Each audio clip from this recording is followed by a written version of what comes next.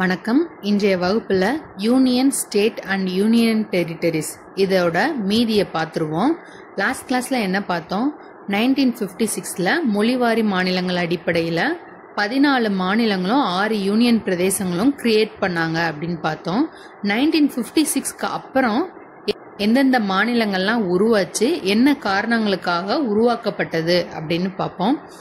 After 1956 பாம்பேய Maharashtra, Gujarat அப்படின்னு 2 ஸ்டேட்டா பிரிச்சு மகாராஷ்டிராவை மராத்தி பேசுற மக்களையும் குஜராத்தை குஜராத்தி பேசுற மக்களாகவும் பிரிச்சாங்க.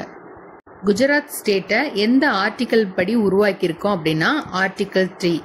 ஏன்னா நம்ம இந்தியன் யூனியனுக்குள்ளேயே இருக்கிற ஒரு ஸ்டேட்டோட பகுதியை டிஸ்இன்டகிரேட் பண்ணியிருக்கோம். ஸோ ஆர்டிக்கல் 3ல தான் அது சொல்லுது. ஆர்டிக்கல் 4ல சொன்ன மாதிரி ஆர்டிகல் 3க்கு இந்த சிம்பிள் மெஜாரிட்டியே போதும். அதனாலதான் நம்ம அமெண்ட்மெண்ட் எதுவும் கொண்டுட்டு வராம குஜராத் ஸ்டேட்டை உருவாக்கியிருப்போம். 1960ல 15வது மாநிலமா குஜராத்தை உருவாக்கியாச்சு. அதுக்கு அடுத்த வருஷமேவும் தாத்ரா அண்ட் நாகர் கவேலி இந்த பிளேஸ் போர்ச்சுகீசியர் கையில இருந்துச்சு 1954 வரைக்கும். அதுக்கப்புறம் அட்மினிஸ்ட்ரேஷனை அந்த மக்களேவும் 1961 வரைக்குமே பார்த்துட்டு இருந்திருப்பாங்க. இதை எப்ப யூனியன் டெரிட்டரியா மாத்தினாங்க அப்படின்னா 1961ல 10th கான்ஸ்டிடியூஷனல் அமெண்ட்மெண்ட் ஆக்ட் மூலமா திருத்தினாங்க. ஏன் இதுக்கு மட்டும் கான்ஸ்டிடியூஷனல்ல திருத்தம் பண்ணி தாத்ரா அண்ட் நாகர் கவேலிய ஒரு யூனியன் டெரிட்டரியா உருவாக்கி இருக்காங்க அப்படின்னு பார்த்தோம்னா, நம்ம ஆல்ரெடி கிளாஸ்ல சொல்லியிருக்கோம், ஆர்டிகல் 3 படி நம்ம சேஞ்சஸ் கொண்டு வந்தா மட்டும்தான் சிம்பிள் மெஜாரிட்டி. நம்மளேவும் நாட்டு பகுதியை மத்தவங்களுக்கோ இல்ல நம்ம வெளிநாட்டு பகுதியை அனெக்ஸ் பண்ணாலோ அப்ப என்ன பண்ணுவோம், கான்ஸ்டிடியூஷன்ல திருத்தம் பண்ணா மட்டும்தான் அந்த பகுதியை சேர்க்கவோ இல்ல நீக்கவோ முடியும். அதன்படி 10வது அரசியலமைப்பு சட்ட திருத்தம் கொண்டு வந்துதான் நம்ம தாத்ரா அண்ட் நாகர் கவேலிய யூனியன் டெரிட்டரியா அனௌன்ஸ் பண்ணிட்டு இருப்போம். ஏன் நம்ம இனிஷியலா யூனியன் டெரிட்டரியா அனௌன்ஸ் பண்றோம், ஏன் ஸ்டேட்டா கூட பண்ணலாம்ல அப்படின்னா, இப்போ வெளிநாட்டுல இருந்து ஒரு பகுதி வருது அப்படின்னா அவங்கள ஒரு ஸ்டேட்டா நம்ம தனியா பிரிச்சிட மாட்டோம். முதல்ல யூனியனோட கண்ட்ரோல் இருக்கணும்ன்றதுக்காக அதை ஒரு யூனியன் டெரிட்டரியா அனௌன்ஸ் பண்ண. யூனியன் பிரதேசத்துல யார் ஆட்சி பண்ணுவாங்க? டைரக்ட் கண்ட்ரோல் ஆஃப் யூனியன் தானே. சோ அதை இனிஷியலா யூனியன் பிரதேசமா அறிவிச்சு லேட்டரா கூட அதை ஸ்டேட்டா மாத்தனா கூட மாத்திக்கலாம். இந்த இதை நம்ம எதுல ஃபாலோ பண்ணிருப்போம் அப்படின்னா, கோவாவுக்கு இனிஷியலா நம்ம போர்ச்சுகீசியர்ட்ட இருந்து இனிஷியலா கோவாவை அக்வயர் பண்ணும்போது என்ன பண்ணிருப்போம்னா யூனியன் டெரிட்டரி அனௌன்ஸ் பண்ணிருப்போம். அதுக்கப்புறம் அதுக்கு ஒரு ஸ்டேட்ன்ற அந்தஸ்தை கொடுத்திருப்போம். கோவா, டாமன் அண்ட் டையூ ரெண்டையும் 12வது அமெண்ட்மெண்ட் மூலமா நம்ம யூனியன் பிரதேசமா உருவாக்கியிருப்போம். எப்போ அப்படின்னா 1962ல. நெக்ஸ்ட் புதுச்சேரி. இதை யாரு ஹேண்ட் ஓவர் பண்ணுவாங்கன்னா பிரெஞ்சு. இந்த புதுச்சேரின்றது புதுச்சேரி, காரைக்கால், மாஹி, யானம் இந்த 4 பிளேஸும் சேர்ந்ததுதான் இந்த புதுச்சேரின்ற டெரிட்டரி. 1954ல பிரெஞ்சு கொடுத்துருவாங்க. ஆனா நம்ம அதை 1961 வரைக்குமேவும் அக்வயர்டு டெரிட்டரி அப்படின்னு தான் நம்ம ஆட்சி செஞ்சிருப்போம். அதுக்கப்புறம் தான் யூனியன் டெரிட்டரியா ஒரு அந்தஸ்து கொடுத்திருப்போம். அது எந்த அமெண்ட்மெண்ட் மூலமானா 14th கான்ஸ்டிடியூஷனல் அமெண்ட்மெண்ட் ஆக்ட் 1962ல. நெக்ஸ்ட் நாகாலாந்து. நாகாலாந்துறத 16வது ஸ்டேட்டா உருவாக்குவோம். எப்போ அப்படின்னா 1963ல. ஏன் நாகாலாந்து உருவாக்கப்பட்டது அப்படின்னா, நாகாஸ் கிளர்ச்சி பண்ணுவாங்க. அதனால அஸ்ஸாம்ல இருந்து நாகாலாண்ட பிரிச்சு 16வது மாநிலமா அறிவிப்போம். 1966ல அகாலிதால்ன்ற குரூப் மாஸ்டர் தாரா சிங்க தலைமையா வச்சுட்டு சீக்கியர்களுக்கு தனி இடம் வேணும் அப்படின்னு கேட்டு கிளர்ச்சி செய்வாங்க. அதனால ஷா கமிஷனை அப்பாயிண்ட் பண்ணுவாங்க. அவங்க கொடுக்கற பரிந்துரையின் பேர்ல பஞ்சாப்ல இருந்து ஹரியானா 17வது மாநிலமா உருவாக்கப்படுது. இந்த பஞ்சாப்ல இருந்து சண்டிகார்ன்ற யூனியன் பிரதேசமும் உருவாக்கப்படுது. 1971ல ஆல்ரெடி யூடியா இருந்த ஹிமாச்சல் பிரதேசத்தையும் ஹரியானால இருக்கிற சில பகுதிகளையும் சேர்த்து 18வது மாநிலமாக ஹிமாச்சல் பிரதேஷ் உருவாக்கப்படுது. இதுக்கு அமெண்ட்மெண்ட் தேவைப்படாது. ஏன்னா இது இந்தியன் ஸ்டேட்ல இருந்து தான் உருவாகி இருக்கு. ஸோ இது எந்த ஆர்டிக்கல் படி நம்ம கிரியேட் பண்ணியிருக்கோம் அப்படின்னா ஆர்டிக்கல் 3. 1972 ஆல்ரெடி யூடியா இருக்கிற மணிப்பூர் மற்றும் திரிபுரா, அதுக்கப்புறம் மெகாலயா வந்து அஸ்ஸாம்ல ஒரு சப்ஸ்டேட்டா இருக்கும். சப்ஸ்டேட் அப்படின்னா என்னன்னா மாநிலங்களுக்குள்ள மாநிலமா இருக்கிறது. இப்ப அஸ்ஸாம்குள்ள மேகாலயா வந்து இன்னொரு ஸ்டேட்டா அதுக்கான தனியா சட்டமன்றம் எல்லாமே வச்சிருந்துச்சு. அந்த சப்ஸ்டேட் ஆஃப் மேகாலயாவை நம்ம 1972 மாநிலமா அறிவிச்சோம்.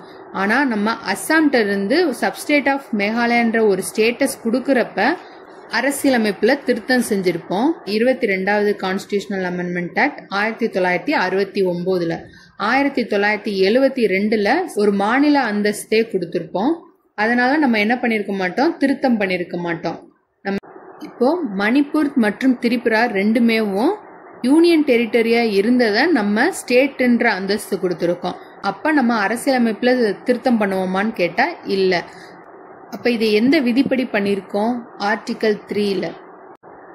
ஆர்டிகல் 3 படி யூனியன் டெரிட்டரியை நம்ம மாத்தணும்னாலும் மாத்தலாம்.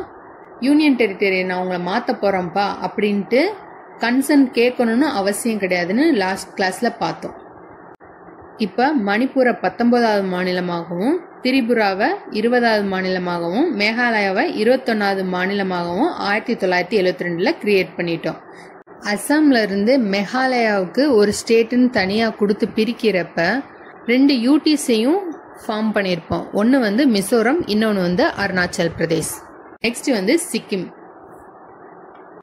1947 வரைக்கும் கோயல் டைனாஸ்டி ரூல் பண்ண ஒரு சுதேச அரசு. 1947 அப்புறம் எப்படி இருந்துச்சு அப்படின்னா, நம்ம அதை ஒரு ப்ரொடெக்டரேட் அப்படின்ற ஒரு பட்டத்தை கொடுத்துட்டு அந்த கோயல் டைனாஸ்டி ரூல் பண்ணுவாங்க. ஆனா டிஃபென்ஸ், எக்ஸ்டர்னல் அஃபேர்ஸ், கம்யூனிகேஷன் இதெல்லாம் வந்து நம்ம பார்த்துக்கிட்டோம். 1974 அந்த மக்கள் வந்து போராட்டம் பண்ணுவாங்க.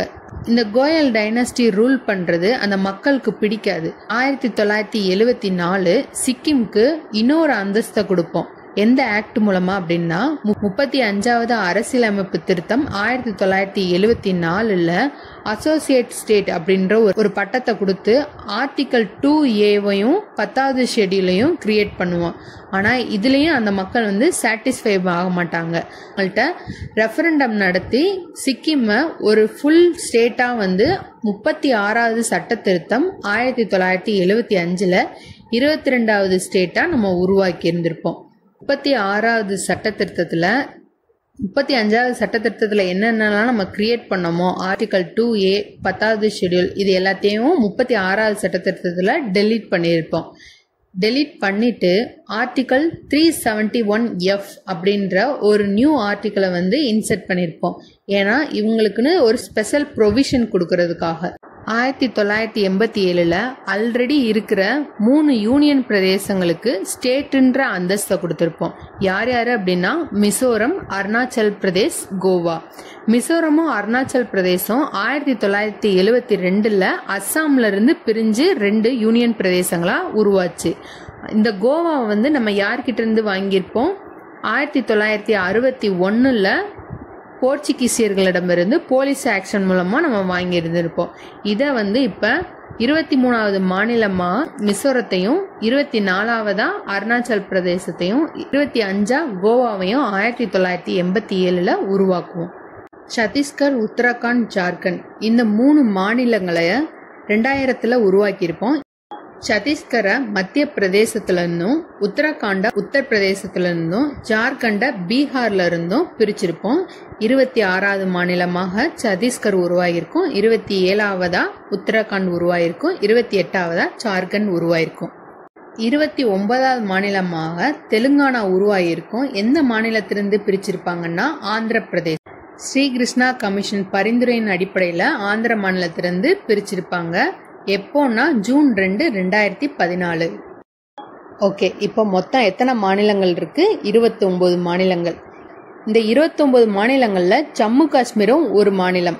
இந்த ஜம்மு காஷ்மீரை 2019 இத மாநில அந்தஸ்தை தூக்கிட்டு 2 யூனியன் பிரதேசங்களா பிரிச்சிருவாங்க, ஜம்மு காஷ்மீர் மற்றும் லடாக் அப்படின்ட்டு.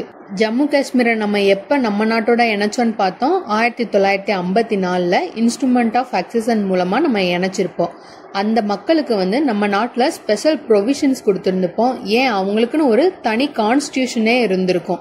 நம்ம நாட்டோட அமைப்பு சிங்கிள் கான்ஸ்டியூஷனாலும் அந்த மாநிலத்துக்குன்னு ஒரு ஸ்பெஷல் கான்ஸ்டியூஷனே இருந்துச்சு 2019 வரைக்கும். 2019 ஜம்மு காஷ்மீர் மாநில மறுசீரமைப்பு சட்டம் கொண்டு வந்து அந்த கான்ஸ்டியூஷனையும் நீக்கி 370 அவங்களுக்கு ஒரு ஸ்பெஷல் ப்ரொவிஷன்ஸ் கொடுத்திருந்தோம். அதையும் நீக்கிட்டு 2 யூனியன் பிரதேசங்களா உருவாக்கி இருக்கோம். ஸோ இப்போ நம்ம இந்தியாவில் மொத்தம் எத்தனை மாநிலம்? 28 மாநிலம். எத்தனை யூனியன் பிரதேசம்னா 8 யூனியன் பிரதேசம். ஜம்மு காஷ்மீர் 2 யூனியன் பிரதேசங்களா பிரிச்சப்ப மொத்தம் 9 யூனியன் பிரதேசங்கள் இருந்துச்சு.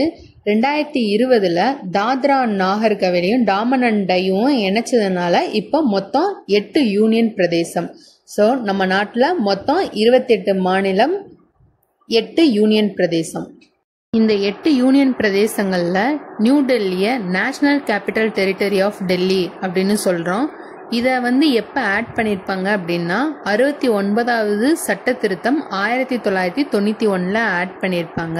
1992 இருந்து national capital territory of Delhi அப்படின்னு அமல்படுத்தப்பட்டது. ஓகே, இதுல எப்படி வருஷங்களை ஞாபகத்துல வச்சிருக்குதுன்னு பார்ப்போம். இந்த வருஷங்களோட 3 மடங்குகளையும் கூட்டினா அந்த ஆர்டரை நம்ம ஈஸியா ஞாபகத்துல வச்சுக்கலாம். ஃபர்ஸ்ட் பாருங்க 1960. நெக்ஸ்ட் 1963 நாகாலாண்டை கிரியேட் பண்ணியிருப்போம். அப்ப 1960 இருந்து 63க்கு 3 கூட்டினா போதும்.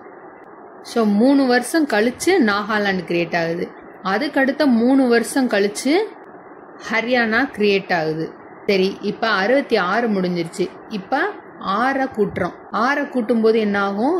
1972 வருஷத்துல 3 மாநிலங்களை இணைக்கிறோம். யார் யாரு அப்படின்னா மணிப்பூர், திரிபுரா, மேகாலயா. சரி, 6 மடங்கு கூட்டுறதுக்கு முன்னாடி ஒரே ஒரு வருஷத்தை மைனஸ் பண்ணா 1971 அதுல ஹிமாச்சல் பிரதேசத்தை 18வது மாநிலமா கிரியேட் பண்ணிருப்போம். சரி, 6 மடங்கு முடிஞ்சிச்சு. 72வது வருஷத்துல 3 மாநிலத்தையும் கிரியேட் பண்ணிட்டோம். 75 சிக்கிமை கிரியேட் பண்ணுவோம். 22வது மாநிலமா சிக்கிமை கிரியேட் பண்ணுவோம். சரி, 75க்கு அப்புறம் 3 மடங்கான 12 கூட்டுவோம். கூட்டுனா 1987. இந்த வருஷத்துல 3 யூனியன் பிரதேசங்களை மாநில அந்தஸ்து கொடுக்கறோம். மாநிலம் உருவாக்குறோம் அப்படின்னா மிசோரம், அருணாச்சல் பிரதேஷ், கோவா 3 மாநிலத்தை கிரியேட் பண்ணிட்டோம் 1987. இப்ப நம்ம என்ன பண்ணோம்? 6ல் 1 மைனஸ் பண்ணி 5 ஆக்கணுமா? 12 இருந்துச்சுன்னா 12ல் 1 பிளஸ் பண்ணி ஒரு தடவையும், 12ல் 2 பிளஸ் பண்ணி இன்னொரு தடவையும், 6ல் ஒரு தடவை மைனஸ் பண்ணுவோம், 12ல் 2 தடவை பிளஸ் பண்ணுவோம். அப்படி ஞாபகத்தில் வச்சுக்கோங்க. 1987 12 பிளஸ் 1 கூட்டினா 2000 வந்துடும். இந்த வருஷத்துல 3 மாநிலங்களை கிரியேட் பண்ணியிருப்போம். 2000 12 பிளஸ் 2 கூட்டினா 2014 வந்துடும். அதுல நம்ம தெலுங்கானாவை கிரியேட் பண்ணுவோம். ஸோ இந்த ஆர்டர்ல ஞாபகத்தில் வச்சுக்க பாருங்க. இப்போ எப்படி ஸ்டேட்டை ஞாபகத்தில் வச்சுக்கிறதுன்னு பார்ப்போம். ஃபர்ஸ்ட் குஜராத் தானே 15வது மாநிலம். அதை நம்ம எப்படி ஞாபகத்தில் வச்சுக்கணும்னா குஜராத்தில் இருக்கிற நாகத்தைனா நாகாலாண்டு, ஹரியானான்றது அரியணையில ஏறி ஞாபகத்தில் வச்சுக்கோங்க. குஜராத்தில் இருக்கிற நாகத்தை அரியணையில ஏறி ஹிமாச்சல் கொண்டு போறாங்க, அதாவது இமயமலைக்கு கொண்டுட்டு போறாங்கன்னு ஞாபகம் வச்சுக்கோங்க. குஜராத்தில் இருக்கிற நாகத்தை அரியணையில ஏறி ஹிமாலயா கொண்டு போய் அங்க 3 ஸ்டேட்டை அந்த டைம்ல உருவாக்கியிருப்பாங்கல்ல 1972. அது என்னன்னா மணி, திரி, மேகாலயா. அத மணியை திருக்கி மேகமா மாத்தி மாத்தினதும் என்ன பண்ணாங்க? சிக்கிக்கிட்டாங்க. அப்ப 1975 சிக்கிம் உருவாகுமா? சிக்கிக்கிட்டாங்க. சிக்கினவங்க யாருன்னா மிசோவும் அருணாச்சலும். இவங்க என்ன பண்ணிருப்பாங்க? தப்பிச்சு ஓடிடுவாங்க. எங்க தப்பிச்சு ஓடுவாங்கன்னா கோவாக்கு தப்பிச்சு ஓடிடுவாங்க. கோவாக்கு ஓடுனவங்கள யாரு கண்டுபிடிப்பாங்க அப்படின்னா சதீஷும் உத்ராவும் கண்டுபிடிப்பாங்க. அவங்க என்ன பண்ணுவாங்கன்னா ஜாருக்குள்ள நாகத்தை அடைச்சு தெலுங்கானால போய் விட்டுருவாங்க. ஷார்ட்கட் என்னன்னா குஜராத்ல இருக்கிற நாகத்தை ஹரியானால ஹிமாலயாஸ்ல கொண்டுட்டு போய் மணியை திருக்கி மேகமாக்கணும் சிக்கிடுவாங்க. சிக்கினவங்க மிசோவும் அருணாச்சலும் கோவா தப்பிச்சு ஓடிடுவாங்க. இந்த கோவாக்கு தப்பிச்சு ஓடுனவங்கள சதீஷும் உத்ராவும் ஜார்ல அந்த நாகத்தை பிடிச்சி தெலுங்கானால விட்டுருவாங்க. ஓகே, இப்ப எந்தெந்த மாநிலங்களுக்கு பெயர் மாற்றம் செஞ்சிருக்காங்க அப்படின்னு பார்த்தோம்னா, ஃபர்ஸ்ட் யாருக்கு பண்ணிருப்பாங்கன்னா 1950ல ஐக்கிய மாகாணம்ன்ற பேரை வந்து உத்தரப்பிரதேசம் அப்படின்னு மாத்திருப்பாங்க. 1969ல மதராஸ் மாகாணத்தை தமிழ்நாடுன்னு பெயர் மாற்றம் செஞ்சிருப்பாங்க. 1973ல மைசூர் கர்நாடகம் பேர் மாத்திருப்பாங்க. 1995ல பம்பாய மும்பை அப்படின்னு சொல்லியிருப்பாங்க.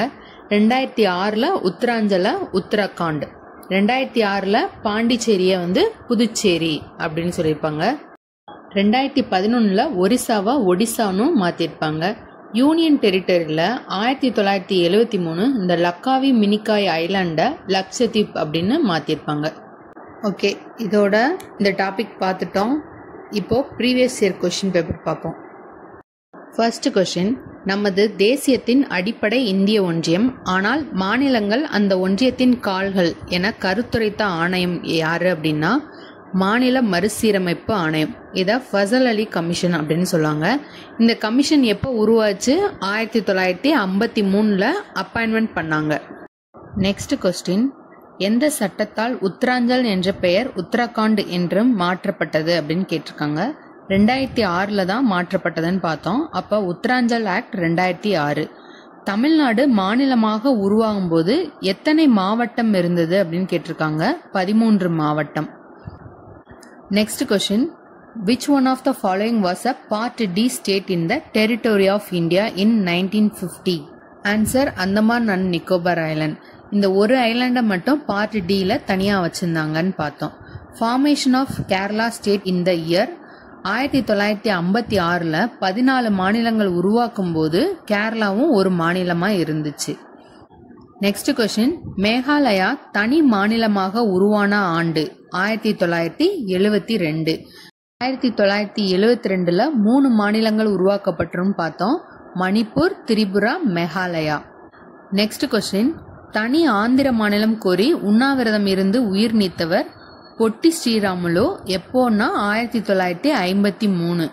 நெக்ஸ்ட், விருதுநகர் சங்கரலிங்கனார், இவர் வந்து எதுக்காக உண்ணாவிரதம் இருந்து உயிர் துறந்திருப்பாருன்னா தமிழ்நாடுன்னு பேர் மாற்ற சொல்லி உண்ணாவிரதம் இருந்திருப்பாரு. எப்போனா 1956 அக்டோபர். தமிழ்நாடுன்ற பேர் மாற்றம் எப்ப நடந்திருக்குன்னா அண்ணா பீரியட்ல 1969ல.